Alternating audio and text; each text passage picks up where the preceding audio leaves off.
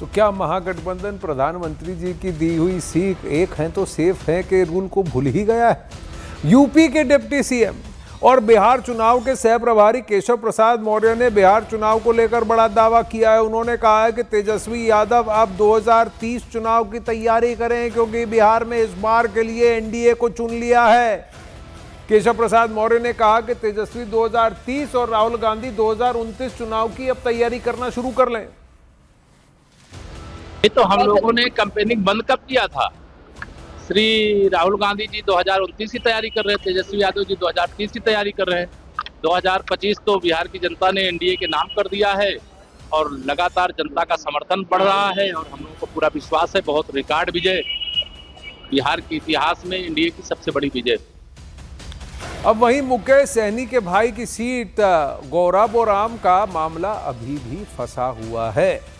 मुकेश सहनी के भाई संतोष सहनी गौराबोराम सीट से उम्मीदवार हैं और यहां से राजद ने भी अपना उम्मीदवार उतारा था, लेकिन बाद में आरजेडी ने चिट्ठी लिखकर आरजेडी उम्मीदवार का नामांकन रद्द करने के लिए निर्वाचन अधिकारी को कहा था, लेकिन राजद के उम्मीदवार का नामांकन रद्द नहीं हुआ। मुकेश सहनी ने चुनाव कार्य में अपनी गतिविधियां और अपना जोर शोर झोंक दिया है और वहां जो चुनाव कार्य में जुटे अधिकारी हैं उन पर पक्षपात का आरोप लगा दिया है।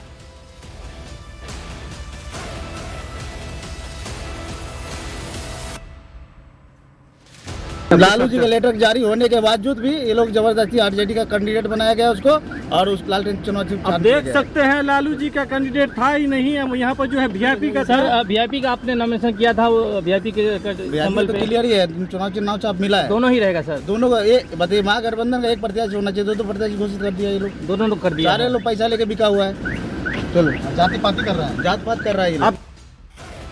सारे लोग पैसा लेके लौटा हुआ है और जात पात कर रहे हैं, ये महागठबंधन के अंदर से आवाजें आ रही हैं। वहीं बिहार चुनाव में तेजस्वी यादव ने एक बार फिर सामाजिक समीकरणों पर बड़ा दावा खेला है। पार्टी ने मुस्लिम यादव यानी माई समीकरण को केंद्र में रखकर टिकटों का बंटवारा किया है। तेजस्वी ने इस बार 51 यादव और 19 मुस्लिम उम्मीदवारों को मैदान में उतारा है, यानी कुल मिलाकर आरजेडी ने अपनी पारंपरिक वोट बैंक पर पूरा भरोसा जताया है। इसके साथ ही 11 कुशवाहा और 14 सवर्ण उम्मीदवारों को टिकट देकर पार्टी ने संतुलन साधने की भी कोशिश की। तो ओवरऑल बैलेंस है, लेकिन एमवाई का समीकरण यानी माई का समीकरण लगातार केंद्र है। वही फलक्रम है आरजेडी के इस पावर इक्वेशन का और उसके साथ साथ कुछ और समीकरणों को भी उन्होंने घेरने की और साधने की कोशिश की है। सवर्ण को भी टिकट दिया है, 14 सवर्ण है, कुशवाहा को भी टिकट दिया है, 11 है, लेकिन सबसे ज्यादा यादव उम्मीदवार हैं 51 और उसके बाद मुस्लिम उम्मीदवार हैं 19। अब तक की सीटों के ऐलान में और अपनी पूरी स्ट्रैटेजी में एमवाई का कॉम्बिनेशन उनका कोर स्ट्रेंथ दिख रहा है राजद का।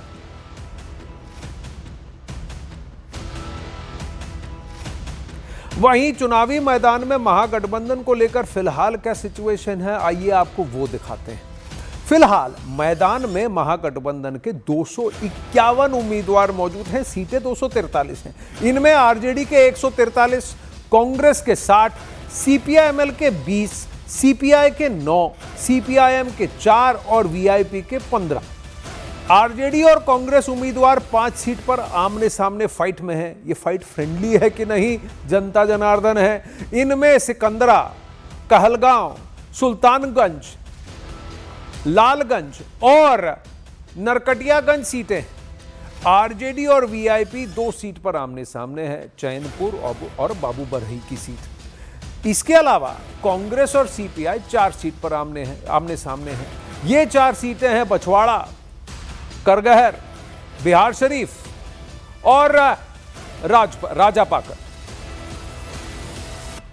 अभी तक उनकी तरफ से तो एक तरह से साफ है कि नीतीश कुमार मौजूदा में मुख्यमंत्री है, नेतृत्व उनका है, लेकिन आपके महागठबंधन में चेहरे को लेकर, मुख्यमंत्री के चेहरे को लेकर कांग्रेस ने आधिकारिक तौर पे ऐलान नहीं किया। आरजेडी कहती है कि तेजस्वी यादव ही चेहरे हैं।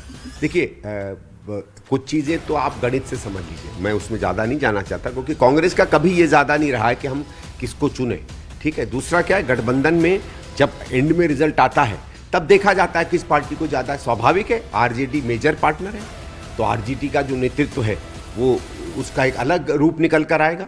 इसलिए कई चीज़ें अपने आप में स्पष्ट हो जाती हैं, स्पष्ट नहीं भी होती हैं, लेकिन कांग्रेस का ये कभी नहीं रहा।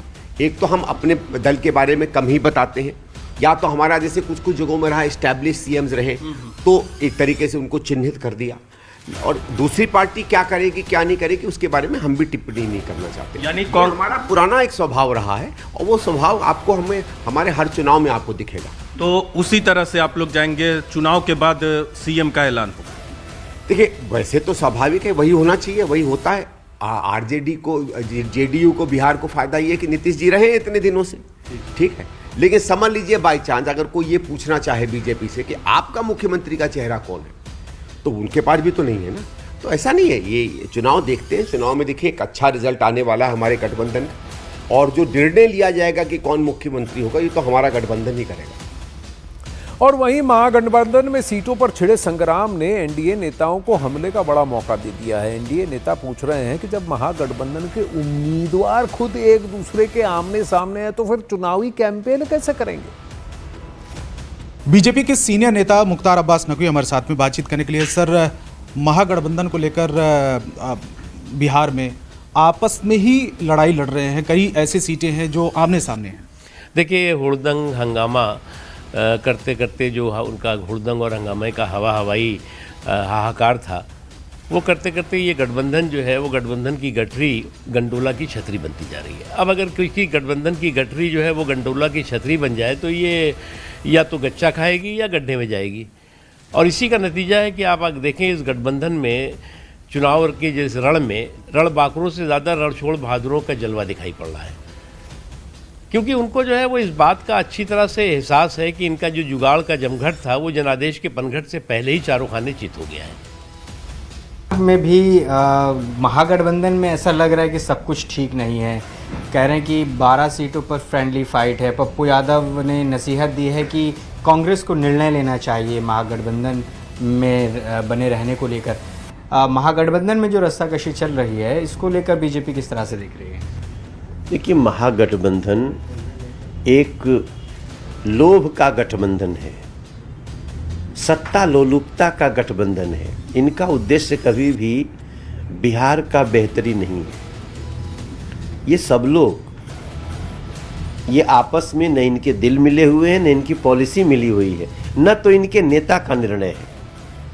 ये किसके नेतृत्व में चुनाव लड़ रहे हैं जरा बता दें। राहुल गांधी नहीं बोल सकते, मुकेश सहनी जी नहीं बोल सकते, तेजस्वी उनको नहीं बोल सकते। तो निश्चित रूप से इनका महागठबंधन अभी न उसको मैं नाम दूंगा महालठबंधन का।